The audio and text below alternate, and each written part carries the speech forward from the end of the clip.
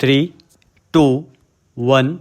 start. Sri Rajendra Sachar, learned senior counsel appearing for the petitioners, argued that the right of an elector to vote at an election in secrecy includes the right of negative voting qua all candidates, and the commission is duty bound to provide appropriate mechanism in the EVMs for effective exercise of that right.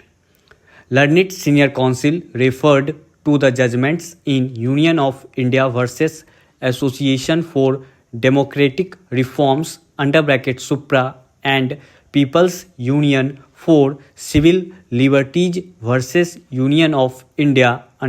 (Supra) and argued that when the court has already recognized the right of an elector to know the antecedents of the candidates and freely exercise his franchise as an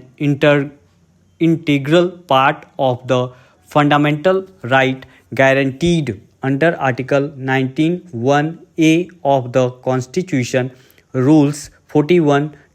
and 49(o) of the rules are liable to be declared unconstitutional because they violate the elector's right to vote in secrecy. Sri Sachar submitted that the court should direct the commission to take effective and adequate measures to protect the right of an elector not only to refuse to cast vote after going to the polling booth but also the right to indicate positive negation for all candidates, and that too in secrecy because adult suffrage has been treated as an essential component of democracy. Learned senior counsel pointed out that even though some of the provisions contained in the Act and rules recognize the importance of secrecy of ballot,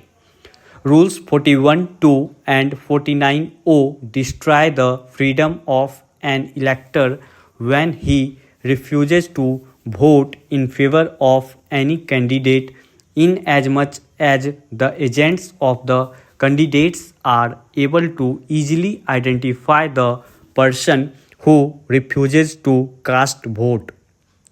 As regards the objection raised by respondent number 1 to the locus of the petitioners to file petition under Article 32 of the Constitution, Sri Sachar submitted that in view of two judgments of 3-judge benches whereby the right of an elector to make choice of the candidate has been treated as fundamental right guaranteed under Article 19(1)(a) of the Constitution, the petitioners are entitled to seek intervention of the court for striking down the impugned rules and for issue of a mandamus to the commission to take steps under Article 324 for effective exercise of the right of negative voting vested in the electors.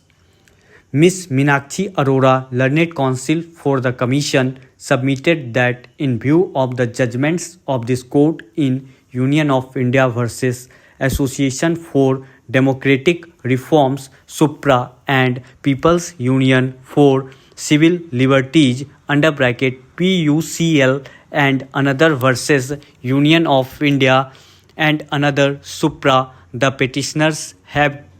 the right to challenge the constitutionality of the impugned rules and seek direction for appropriate modification in the EVMs to enable the electors to exercise their fundamental rights of negative voting.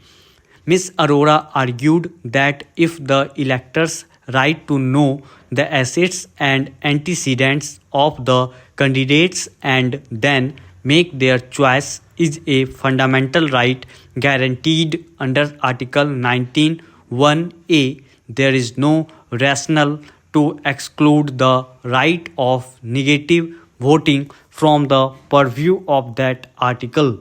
Stop.